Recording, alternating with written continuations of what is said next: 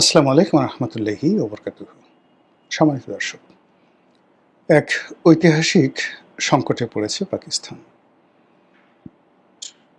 আমেরিকার সঙ্গে বন্ধুত্ব, তারপর সৌদি আরবিয়ার যে ভাড়াটিয়া রাষ্ট্র হিসেবে বা সৌদি আরবের ভাড়াটিয়া সেনাবাহিনী রূপে পাকিস্তান সেনাবাহিনী যেভাবে এই আমেরিকার যে দোসর তাদের কাছে বলতে গেলে নিকাহ বসছে,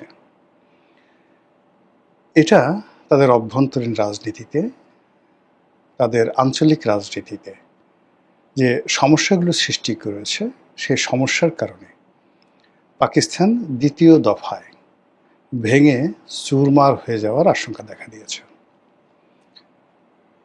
আপনারা জানেন যে 1971-এ তারা আমাদের সঙ্গে কি অপকর্ম করেছে। মূলত 71 সনে বাংলাদেশে যে মানবতা বিরোধী অপরাধ তারা করেছে, তাদের দোসর রাজাকার, আল বদর আর শামস এই বাহিনীর মাধ্যমে।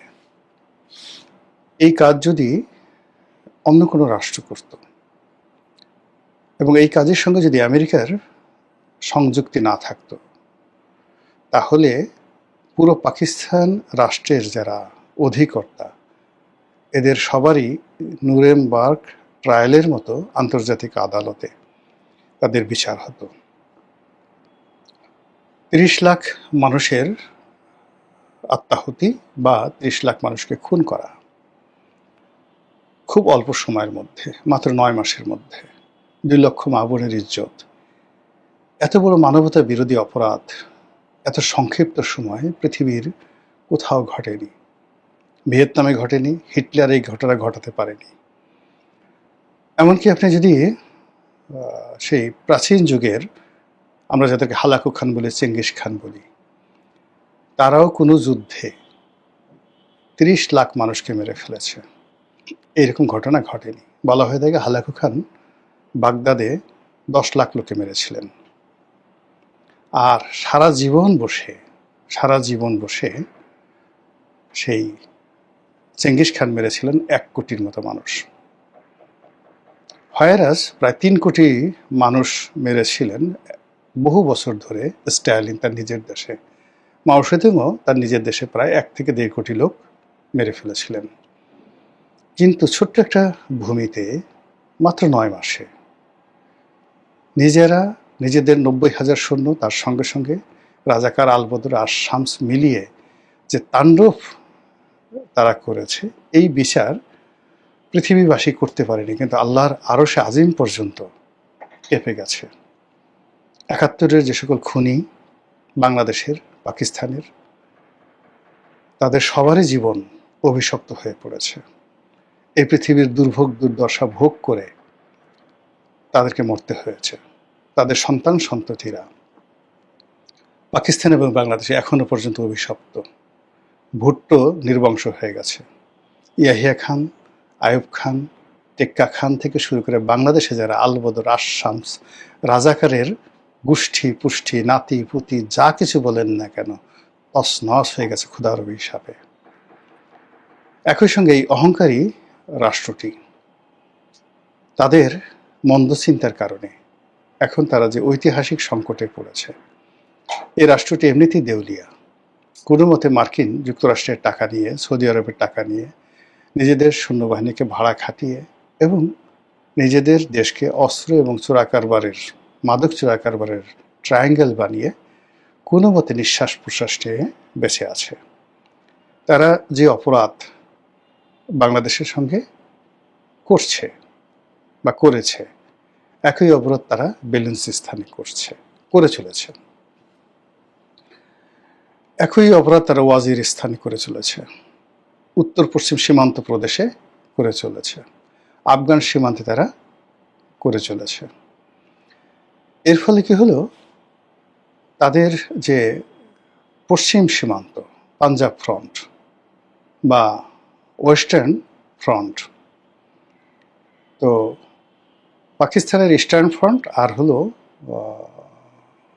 যাকে বলা হয় ভারতের হলো ওয়েস্টার্ন ফ্রন্ট, এখানে সমতার ভিত্তিতে একটা মাঝে মধ্যে যুদ্ধ উত্তেজনা দেখা দেয়, কিন্তু এই মুহূর্তে সেই বেলুচিস্তান নিয়ে ইরান সীমান্তে এবং আফগান সীমান্তে, বেলুচিস্তানের সঙ্গে এই দুটো রাষ্ট্রের সীমান্ত রয়েছে। এই দুটো সীমান্তে যে ঘটনা ঘটছে, দুর্ঘটনা ঘটছে, তাতে করে কয়েক দফা ইরান এবং পাকিস্তান যুদ্ধ হয়ে গেছে, আবার সেটা থেমে গেছে। কয়েক দফা আফগানিস্তান এবং পাকিস্তান যুদ্ধ হয়ে গেছে এবং এখনও সীমান্ত উত্তেজনা চলছে। এরই মধ্যে সেই বেলুচিস্তান নিজেদের স্বাধীনতা ঘোষণা করছে। সবচেয়ে অবাক করা ব্যাপার হলো যে দীর্ঘদিন ধরে সারা পৃথিবীর মুসলমানরা যে ভারত অধিকৃত কাশ্মীর, জম্মু কাশ্মীর, সেই জম্মু কাশ্মীরের স্বাধীনতা দাবি করে আসছিল। অনেকে বলে আসছিল যে এই জম্মু কাশ্মীরকে পাকিস্তান যে অংশটি দখল করেছে, আজাদ কাশ্মীর, তাদের সঙ্গে একত্র করে দেওয়া হোক। অবাক করা ব্যাপার হলো যে পাকিস্তানের, আমরা বাংলাদেশ থেকে কাশ্মীরের স্বাধীনতা দাবি করছি, কিন্তু ভারতের যে জম্মু কাশ্মীর, তারা কখনো স্বাধীনতা চাচ্ছে না। তারা চাচ্ছে যে নেহরু ডক্ট্রিন অনুযায়ী এটাকে একটা বিশেষ মর্যাদা দেওয়া হয়েছিল কাশ্মীরকে, ঠিক সেই বিশেষ মর্যাদা সম্পন্ন একটি স্টেট ঘোষণা করা হোক। তারা কখনো পাকিস্তানের সাথে যেতে চাচ্ছে না। অন্যদিকে আমরা এখান থেকে যেটা জানতাম যে আজাদ কাশ্মীর বলতে যেটা বোঝায়, অর্থাৎ পাকিস্তানের অধিকৃত কাশ্মীর, সেই কাশ্মীর পৃথিবীর স্বর্গ, তারা না জানি কত ভালো আছে। কিন্তু এখন দেখা যাচ্ছে যে তারা স্বাধীন হতে চাচ্ছে এবং ভারতের সাথে তারা একত্রিত হতে চাচ্ছে, জম্মু কাশ্মীরের সাথে একত্রিত হতে চাচ্ছে, এবং লাখ লাখ মানুষ আন্দোলনে নেমে পড়েছে এবং তাদেরকে রীতিমতো যে স্টিম রোলার চালাচ্ছে, অত্যাচারের স্টিম রোলার চালাচ্ছে পাকিস্তান, এতে করে এই যে আজাদ কাশ্মীর, এরপর বেলুচিস্তান এবং অন্যান্য এই আফগানিস্তানের সাথে তাদের আরেকটা যে প্রদেশ আছে, সেটা স্বাধীনতা ঘোষণা যে কোনো সময় করে ফেলতে পারে। এরই মধ্যে যে সমস্যাটা দেখা দিয়েছে সেটি হলো তারা মার্কিন তাবেদার রূপে দুটো অপকর্ম করেছে। এক নম্বর অপকর্ম করেছে, তারা নির্বিচারে আফগানিস্তানে হামলা চালিয়েছে, কাবুলে হামলা চালিয়েছে। এই কারণে হলো ডোনাল্ড ট্রাম্প কাবুল আবার দখল করতে চাচ্ছে, এই গেল একটা। দুই নম্বরে তারা যে কাজটি করছে সেটা হলো সৌদি আরবের সঙ্গে তাদের একটা কৌশলগত চুক্তি তারা করেছে যে সৌদি আরব যদি আক্রান্ত হয় তাহলে তারা সৌদি আরবের পক্ষে যুদ্ধ করবে। সাম্প্রতিক সময় সৌদি আরবের একটা ঘাঁটি আছে, মার্কিন ঘাঁটি, সেই মার্কিন ঘাঁটিতে ইরান আক্রমণ করেছে। আর সেটার প্রেক্ষিতে পাকিস্তান ঘোষণা করেছে যে যদি ইরান আবার আক্রমণ করে সৌদি আরবকে, তাহলে সৌদি আরবের সঙ্গে তাদের যে চুক্তি, সেই চুক্তি মোতাবেক তাকে এই যুদ্ধে জড়িয়ে পড়তে হবে। এখন ইরানের সঙ্গে যদি যুদ্ধে জড়ায়, ইরান চাচ্ছে যে পাকিস্তান যুদ্ধে জড়াক, রাশিয়া চাচ্ছে পাকিস্তান যুদ্ধে জড়াক, আমেরিকাও চাচ্ছে, ভারতও চাচ্ছে, এমনকি আফগানিস্তানও চাচ্ছে। আর যদি সেই যুদ্ধে জড়ায় তাহলে যেটা হয়, আমেরিকার যারা বন্ধু হয় আসলে তাদের আর কোনো শত্রু দরকার হয় না। এই যুদ্ধে যদি পাকিস্তানের খরচ হয় 100 টাকা, বড় জোর 2 থেকে 3 টাকা দেবে আমেরিকা, 4 থেকে 5 টাকা দেবে সৌদি আরব, এরপরে তারা দেবে না। কিন্তু যুদ্ধ যখন শেষ হবে তখন দেখা গেল যে তাদের এই রাষ্ট্রটি ভেঙে খান খান হয়ে গেছে। এমনকি সিন্ধু, পাঞ্জাব, এরাও একত্র থাকতে পারবে না। পাঞ্জাব আলাদা হয়ে যাবে, সিন্ধু আলাদা হয়ে যাবে। তো এইরকম একটি অবস্থার মধ্যে পুরো দেশের যে রাজনীতি, সেই রাজনীতির কোনো নেতৃত্ব নেই। ইমরান খান জেলখানাতে, যারা দেশপ্রেমিক রাজনীতিবিদ আছেন তাদেরকে ঝেঁটিয়ে বিদায় করা হয়েছে। আমেরিকার দালাল এবং সেনাবাহিনীর দালাল যে সমস্ত লোকজন আত্মমর্যাদা বিসর্জন দিয়ে সেই সেনাপ্রধান অসীম মনিরের জুতা টানতে পারছে, তাদেরকে রাষ্ট্র ক্ষমতায় রাখা হয়েছে। এই দুর্বল নেতৃত্ব দিয়ে, এই নতজানুরের নেতৃত্ব দিয়ে এত বড় পরমাণু শক্তিধর একটি রাষ্ট্রকে নিয়ন্ত্রণ করা যায় না।